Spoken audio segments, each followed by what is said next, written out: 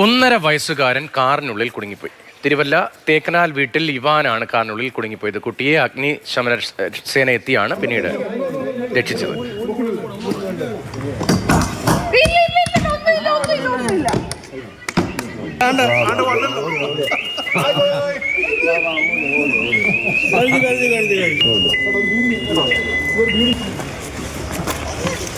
CK അഭിലാലുണ്ട്. Abhilal, എത്ര നേരം കുഞ്ഞു കാറിനുള്ളിലായി പോയി? എങ്ങനെയാണ് ഇത് ലോക്കായി പോയത്? പത്തനംതിട്ട പുറമറ്റം ഗ്രാമപഞ്ചായത്ത് പരിധിയിൽ പടുതോട് എന്ന സ്ഥലത്ത് തേക്കനാട് വീട്ടിൽ കിരൺ അനീറ്റ ദമ്പതികളുടെ മകൻ 1.5 വയസ്സ് പ്രായമുള്ള ഇവാനാണ് പണി പറ്റിച്ചത്. ഇന്ന് രാവിലെ 10 മണിയോടുകൂടിയായിരുന്നു സംഭവം.